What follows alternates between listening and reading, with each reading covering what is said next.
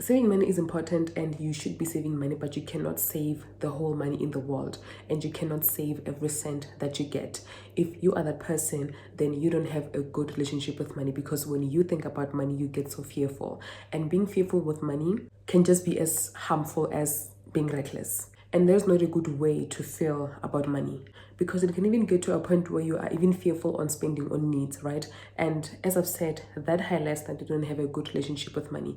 And until you understand that, you'll not achieve financial stability or financial freedom or financial independence. Hi guys, how's it going? It's Laratom Check and welcome back to my YouTube channel. Today let's talk about oversaving.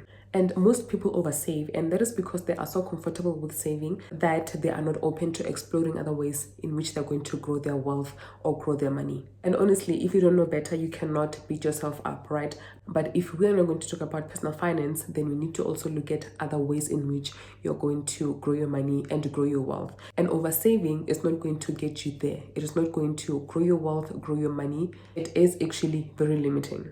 Living in fear of spending or losing money can limit your financial growth, financial freedom, and the quality of your life. And let's look at why being overly fearful with money is not good, before we look at the signs that you are oversaving. Number one, your money loses value over time. There is a thing called inflation, and that is a real thing.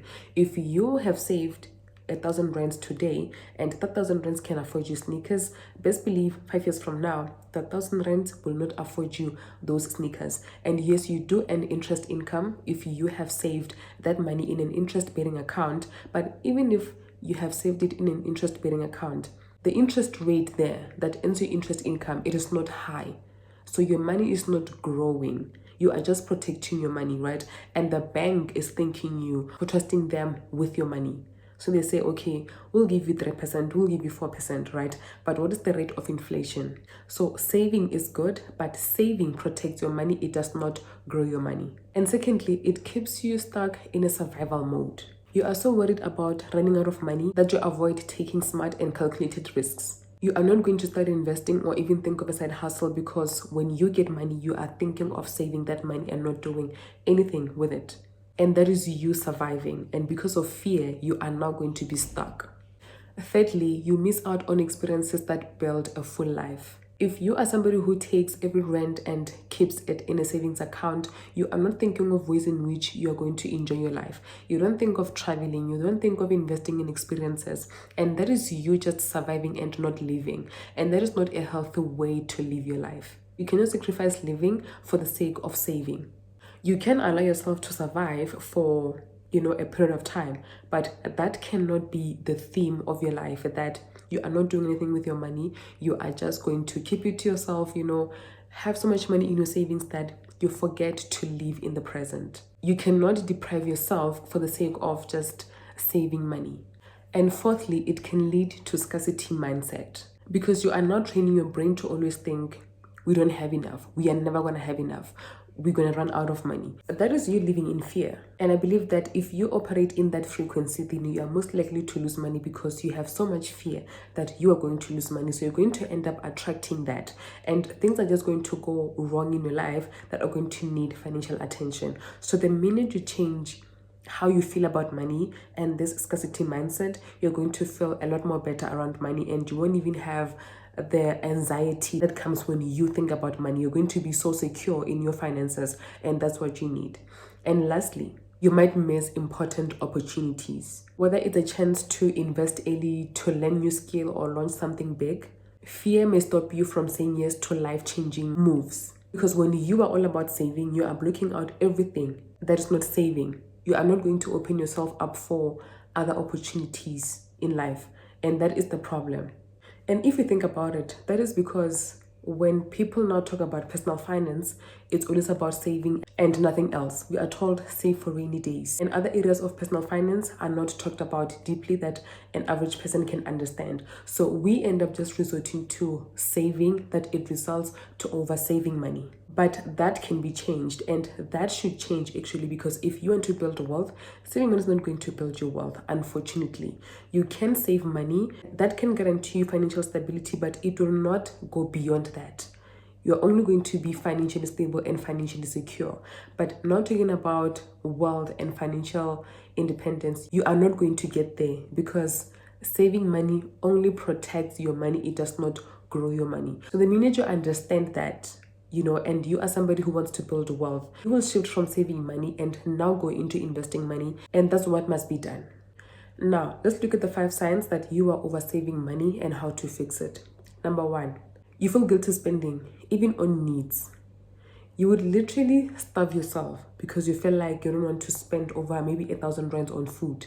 And then you just end up, buying even food that is not so healthy because you want to save money. You don't want to go out with your friends. You literally get anxiety when you're supposed to fix something that is broken in the house because you are so obsessed with saving that you even fail to understand the importance of emergency funds. Because if you say that you have an emergency funds, then why do you have anxiety now when you have to fix something that is broken in the house? When something needs financial attention, why do you get anxiety? So you need to create balance, right, for all the areas in your life. If it's entertainment, that is social relationships, and you need to invest in that. Instead of feeling like you don't want to take money from your savings and go out with friends, prepare a budget, have a line item to say, this is for going out, right? Or just have that guilt-free money. That is the money that comes to you after you have saved and paid your bills. That money is going to allow you to now invest in relationships, and it's going to make you feel that there is balance in your life. Sign number 2, you save everything and you don't invest. And as I've said, this is from the fear of investing or just lacking the information. From my observation from the people that I have coached, it's due to a lack of information. Because when somebody comes to me and say, can you please teach me on how to invest in shares? I'm like, okay, fine, let's do that. When somebody says, okay, can we look at our finances and help me budget? I just see that you lack the right knowledge. You don't know how to go about investing because you were never taught how to go about investing. You've never received that information. You've never gotten that education. So I believe that for most times it is lack of education. And because of the lack of education, you're going to be fearful, because if you not take your time to understand what investing is, if it's in the stock market, you'll then understand what is required from you. You'll understand the risks and what you can do to mitigate those risks so you can be calm. So if you lack the information, you'll always save money because you will see investing in something so risky that is going to lose you all your money. And that is not true. And like I've said, if the goal is financial freedom and financial independence, then saving will not get you there. It is through investing that you grow your money and you accelerate your wealth building journey. Sign number 3, you constantly delay enjoying life. You always say, I will do it later. I will not go out this month.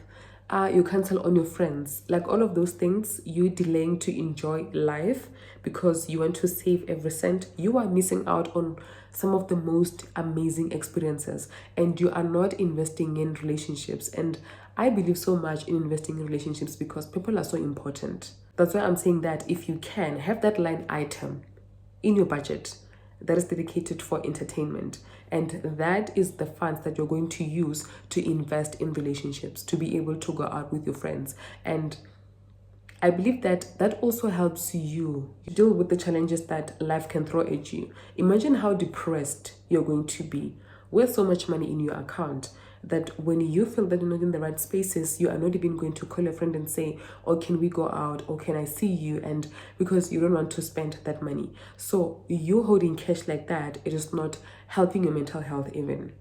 And the 4th sign is that your emergency funds has no cap. Like I've said, you cannot save all the money in the world and you cannot save every cent. Emergency funds has a rule. That is to say, you need to have in that fund 3 to 6 months worth of your living expenses. If your living expenses are 5,000, you're going to need at the very least 15,000 to survive the 3 months. So if your emergency funds has no cap, you are going to save every cent. And the correct way to go about it is to have a cap, like I say, and then once you mix it out, you take the money and you now look to invest or either learn a skill or enjoy life. And the last sign, you avoid money conversations or plans. It's through money conversations that you get to understand that there are things like investing. You now get to be open to, other things that you can explore to grow your money. So if you avoid money conversations, you will always save money. And sometimes you even avoid them on purpose because you don't want to hear anything else except for saving money. And I believe that we must set financial goals. And I do have a video on how to set and achieve financial goals. I will link it down in the description box. So go watch it if you are somebody who is not so open to money conversations and you don't even have financial plans. Make a money plan, set financial goals. Just make sure that every rent has a role, and that needs to include you enjoying your money. Remember, you work so hard for your money to just be surviving. And I also believe that you are somehow going to develop resentment because you're not even doing anything for yourself. Saving money is not a bad thing, and oversaving in itself, it is not entirely wrong. It can show that you are disciplined, but at the same time, it can highlight financial trauma. And unfortunately, it is holding you back from living a balanced, wealthy life.